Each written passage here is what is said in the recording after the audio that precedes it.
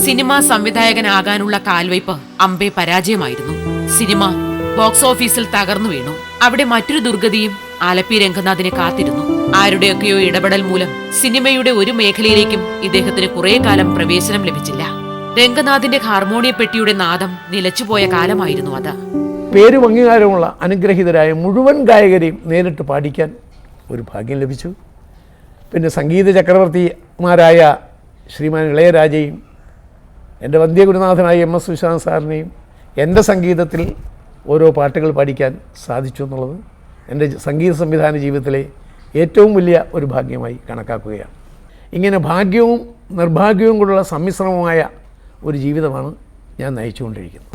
ഭാഗ്യത്തിന്റെ പടികൾ കയറിയും നിർഭാഗ്യത്തിന്റെ പടികൾ ഇറങ്ങിയും ഇദ്ദേഹത്തിന്റെ കലാജീവിതം ഇന്നും തുടരുന്നു. വിജയങ്ങളെ സമ്മോഹനങ്ങളായി നെഞ്ചോട് ചേർക്കുന്ന രംഗനാഥ് പരാജയങ്ങളുടെ ഓർമ്മകളെ മാറാപ്പിൽ ചുമക്കാൻ ഇഷ്ടപ്പെടുന്നില്ല. ജീവിതം നൽകിയ വലിയ ചില സന്തോഷങ്ങളുടെ ഓർമ്മ ഇന്നും ഇദ്ദേഹത്തിലുണ്ട്. ഞാൻ ഏതാണ്ട് 20 സിനിമകളോളമേ ചെയ്തുള്ളെങ്കിലും സിനിമാ രംഗത്ത് ഏതാണ്ട് വിരലിലെണ്ണാൻ 10-20 സിനിമകൾ ചെയ്തു. നാടകരംഗത്ത് 42 നാടകങ്ങൾ എഴുതി, 10,500 ഗാനങ്ങൾ രചിച്ചു. അതിൽ 100 യേശുദാസ് തന്നെ പാടി. എണ്ണത്തിൽ കുറച്ചേയുള്ളൂ സിനിമ, നാടകങ്ങൾ കുറച്ചുകൂടി വരും. പക്ഷേ കാലത്തിനു മുന്നിൽ സമർപ്പിക്കപ്പെട്ട പാട്ടുകൾ ഒരുപാടുണ്ട്. ഇദ്ദേഹത്തിൻ്റെതായ 252 ഗാനങ്ങൾ യേശുദാസിന്റെ അനശ്വര ശബ്ദത്തിൽ റെക്കോർഡ് ചെയ്യപ്പെട്ടിട്ടുണ്ട്. സംഗീതത്തോടൊപ്പം ഈ ജീവിതയാത്ര തുടരാനാണ് ഇന്നും ആലപ്പി രംഗനാഥിന് ഇഷ്ടം. പാട്ടുവിട്ടൊരു ജീവിതം ഇദ്ദേഹത്തിന് ആലോചിക്കാനേ കഴിയില്ല.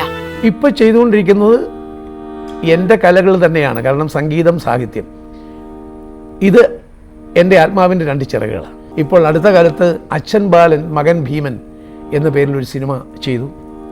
അതിനകത്ത് നമ്മുടെ വിനീത് ശ്രീനിവാസൻ, വിജയ് യേശുദാസ്, നമ്മുടെ ദാസേട്ടൻ, മഞ്ചരി ഒക്കെയാണ് പാടിയത്. പ്രശസ്ത ക്യാമറമാൻ MD സുകുമാരൻ തമിഴിൽ ഈയിടെ ചെയ്ത ഒരു പടം ഉഴയ്ക്കും പാതൈ, അതിന് 3 പാട്ടുണ്ട്. ആ പാട്ടും സംഗീതം ചെയ്ത് ഞാനാണ്. അത് പടം പൂർത്തിയായി താമസിയാതെ റിലീസാകുന്നു. പിന്നെ മറ്റൊരു തിരക്കഥാ രചനയിലാണ് പാടാം നമുക്ക് പാടാം എന്ന പേരിലൊരു തിരക്കഥ എഴുതിക്കൊണ്ടിരിക്കുകയാണ്. പാട്ടിൻ്റെ തന്നെ കഥയാണ്. അതാണ് പാടാം നമുക്ക് പാടാം. ചില ഓർമ്മകളെയും ചില വേദനകളെയും നെഞ്ചിലൊതുക്കുന്നുണ്ട് ആലപ്പി രംഗനാഥ്. സ്വകാര്യ നഷ്ടങ്ങളെക്കാൾ ഒപ്പമുണ്ടായിരുന്ന ചിലരുടെ വേർപിരിയലുകൾ ഇന്നും തീരാത്ത നോവാണ് ഇദ്ദേഹത്തിന്. മലയാളത്തിന്റെ പ്രിയപ്പെട്ട പാട്ടെഴുത്തുകാരൻ അനശ്വരനായ ഗിരീഷ് പുത്തഞ്ചേരി രംഗനാഥിന്റെ മനസ്സിലെ ഒരിക്കലും മരിക്കാത്ത ഓർമ്മയാണ്. അച്ഛൻ ബാലൻ മകൻ ഭീമൻ എന്നൊരു സിനിമ ഈ അടുത്ത കാലത്ത് ചെയ്തതാണ്. അതിലെ പ്രധാനപ്പെട്ട പാട്ട് ദാസേട്ടനാണ് പാടിയിരിക്കുന്നത്.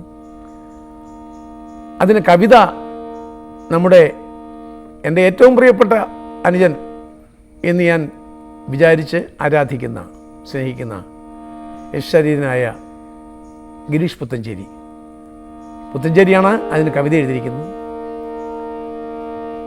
ആ പാട്ട് ഗിരീഷിന് വേണ്ടി ഞാൻ ഓർമ്മിക്കുകയാണ്. എന്നിലൂടെ എൻ്റെ നെഞ്ഞിലൂടെ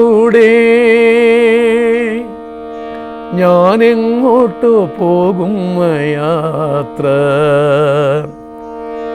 പിൻവിളി കേൾക്കാനുണ്ടോ ആരെയോ പിന്തുടരാനുണ്ടോ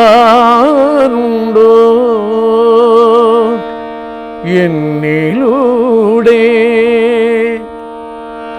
എൻ്റെ നെഞ്ചിലൂടെ. ആ കവിതയുടെ അവസാനം ഗിരീഷ് എഴുതി, മതിയായി ജീവിതം മതിയായി ജീവിതം മരണത്തിനപ്പുറം ജനനമുണ്ടോ, മതിയായി ജീവിതം മതിയായി ജീവിതം മരണത്തിനപ്പുറം ജനനമുണ്ടോ. ആരും അറിയാതെ ലക്ഷ്യമില്ലാതെ എങ്ങോട്ടോ ഗിരീഷ് എന്ന പ്രിയ കവി മറഞ്ഞു. ഒരുപക്ഷെ ആ സത്യം എഴുതി വെച്ചിട്ടാണോ ആ അവസാന ഗാനം എന്നെ തന്നെ ട്യൂൺ ചെയ്യാൻ നിയോഗിച്ചത്.